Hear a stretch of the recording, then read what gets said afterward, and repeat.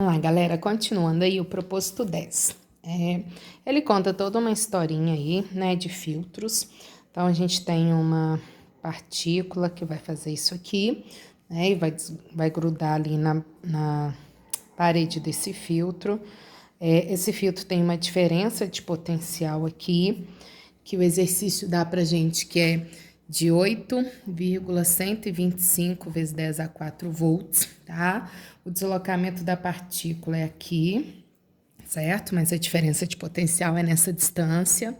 Deu pra gente o raio da partícula, que é 5 vezes 10 a menos 4 metros, e deu a densidade dela, que é 2,60 kg por metro cúbico, tá? Quer saber da gente qual o valor da carga que essa partícula tem que ter, certo? Para que ela consiga se grudar ali no filtro, tá? A gente sabe o seguinte: potencial é trabalho sobre a carga, né? Então, o potencial, diferente potencial entre as placas a gente tem, o trabalho a gente precisa e a carga a gente quer calcular, né? E a gente sabe, gente, que trabalho é força vezes deslocamento. Lembrando que força é massa vezes aceleração vezes deslocamento, porque a gente vai ter que mexer aqui lá na parte da dinâmica que a gente aprende as relações de força, né? No caso aqui, galera, vamos primeiro analisar o seguinte: eu preciso da massa e preciso da aceleração, tá? O deslocamento, como é a diferença de potencial entre as placas, eu já tenho aqui. Então, vamos lá. Primeira coisa, pensando no movimento da partícula, depois a gente vai pensar na diferença de potencial. Como que a gente vai achar essa massa? O volume de uma esfera é 4/3 de πr ao cubo. Então, a gente vai pegar a matemática aí para a gente descobrir essa massa, né? Ele pediu para vocês adotarem o π como 3, o raio ele me deu 5 vezes 10 a menos 4 ao cubo, né? Cortando, a gente vai ter 125, né, vezes 4 é 500. Então, 500 vezes 10 a menos 12 metros cúbicos de volume. Jogando na densidade, 2,6 kg é 1 metro cúbico. 500 vezes 10, que é 12, tá, gente? 500 vezes 10 a menos 12 metros cúbicos é x. Então, 500 vezes 2,6 dá 1.300 vezes 10 a menos 12 quilogramas, ou 13 vezes 10 a 10 quilogramas. Então, fazendo o volume de uma esfera e jogando na densidade, eu descobri a massa dela, né? Já temos um dado. Agora eu vou jogar num só, você tem aquilo tudo ao quadrado sobre 2, ó, voltei lá na cinemática para descobrir a aceleração dela, tá? Falou para mim que ela gasta 1 segundo para deslocar isso aqui. Então, vamos lá. Deslocamento dela, ó, meio centímetro. Então, meio vezes 10 a menos 2, porque eu tenho que passar para metros, né? Posição inicial é 0, velocidade inicial é 0, estava em repouso. Aceleração eu preciso, né? E o tempo é 1 segundo. Então, a gente descobre que a aceleração vai ser 1 vezes 10 a menos 2 metros por segundo ao quadrado, tá? Agora, eu vou conseguir jogar lá. Trabalho, gente, vai ser a massa que a gente tem, 13 vezes 10 a 10, a menos 10, desculpa, que é menos. A aceleração, a gente achou 1 vezes 10 a menos 2, né? E esse deslocamento, presta atenção que vocês vão usar o trabalho devido à diferença de potencial, é entre as placas. Então, é a distância entre a superfície equipotencial entre as placas. Então, 1 vezes 10 a menos 2. Então, a gente chega aqui num trabalho de 13 vezes 10 a menos 4 joules, tá? Agora, nós vamos lá, ó. Potencial é trabalho sobre a carga, né? O potencial, a diferença de potencial entre essas placas deu pra gente 8,125 vezes 10 a quarta. O trabalho a gente achou 13 vezes 10 a menos 4. Então, nós vamos calcular a carga, né? Fazendo essa continha, a gente vai ter 13 dividido por 8,125, vai dar 1,6 vezes 10, aqui, eita, tô comendo aqui, gente, é menos 14, né? Então, aqui é menos 14. Então, menos 14 com menos 4, menos 18. Então, 16 vezes 10 a menos 19 coulomb seria o valor necessário para essa carga. Tá joia? Então, muita informação, né? A gente pega dinâmica, cinemática, análise de volume de esfera, né? E terminamos com a nossa fórmula aqui de trabalho e potencial, tá? E os dois últimos, gente, foram os do Enem. Estão discutindo aí, olha.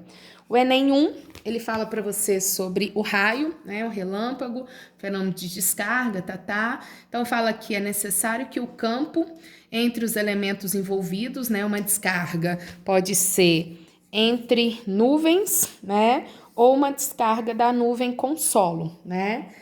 Isso vai acontecer, gente, quando o campo for muito intenso, a diferença de potencial for muito grande, de modo que vai vencer a rigidez do meio, ou seja, vai ter um campo mais intenso do que o da rigidez do meio. E o campo tá aí para vocês, 3 vezes 10 a 6 newton por coulomb. Então, se ao irem acumulando cargas, a gente conseguiu um campo mais intenso que esse, ele vence a rigidez do meio, que é o ar, e ocorre aquela descarga elétrica, tá? Então, nesse momento, a diferença de potencial entre as partes envolvidas atinge valores super elevados, né? Aí ele fala para vocês o seguinte: com relação a essas tensões elétricas aí, podemos citar. Letra A. Em um raio entre o solo e a nuvem, que tem uma altitude, vamos imaginar aqui, uma distância de 1 quilômetro, tá? A tensão inicial é da ordem de milhões de volts. Então, a gente vai lá. O que nós sabemos? A gente sabe que a tensão, gente, ela é o trabalho sobre uma carga, né? Então, o que a gente tem aí? A gente tem a análise do campo elétrico, né? E a gente tem a análise da distância, tá? Então, gente, o trabalho é a força vezes a distância exercida sobre uma carga, né? Então, o que eu vou conseguir aqui? Força sobre carga, a gente sabe que é campo, né? Então, é aquela outra nossa fórmula. Campo vezes a distância, né? Tô deduzindo aqui de novo, mas é a nossa fórmula. Força sobre carga é campo.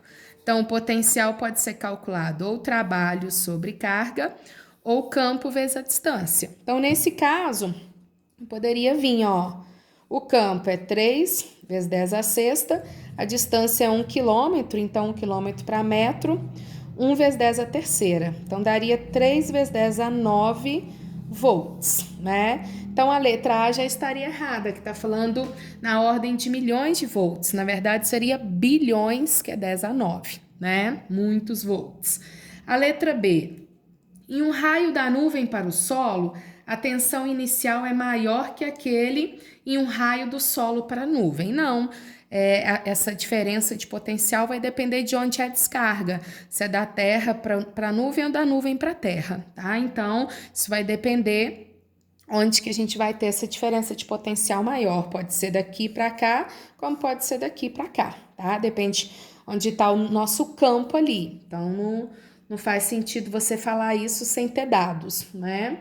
A letra C. Em todo raio, a tensão entre as partes envolvidas aumenta progressivamente durante a ocorrência do fenômeno. Também não. A gente sabe o seguinte, a tensão ela diminui no sentido do campo, tá? Então, a sua descarga indo no sentido do campo, você teria uma diminuição da tensão e não um aumento, né? Letra D.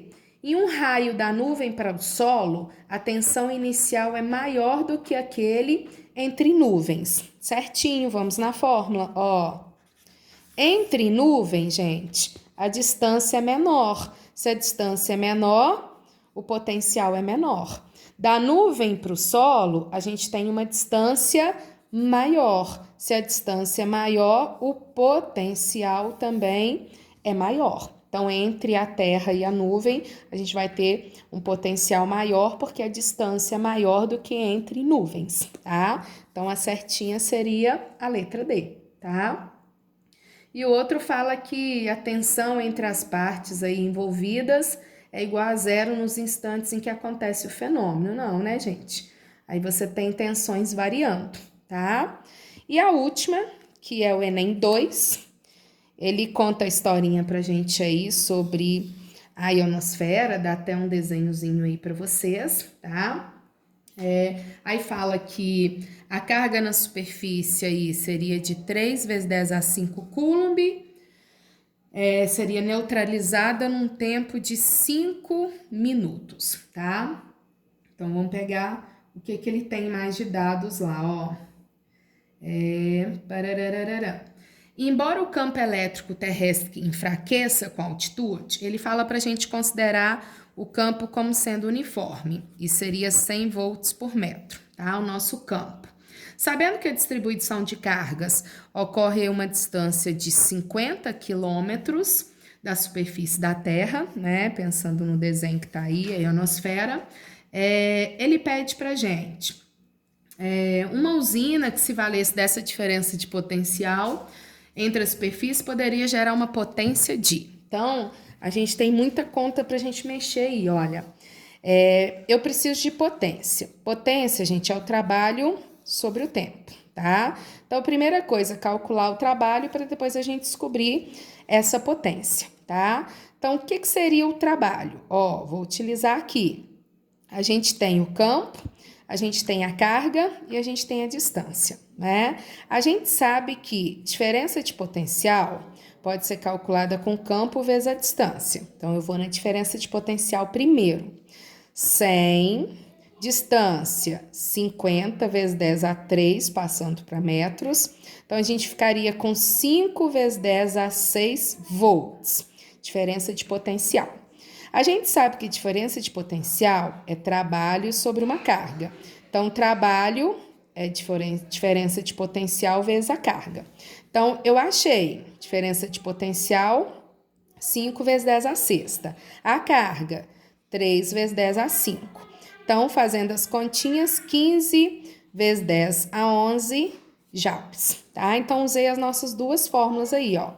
Potencial e potencial. As duas fórmulas de potencial que a gente aprendeu, né? Agora ainda vou para o último, que é a potência. Potência é o trabalho que eu achei, 15 vezes 10 a 11, dividido pelo tempo. 5 minutos, temos que passar para segundos. Então, vou multiplicar aqui por 60.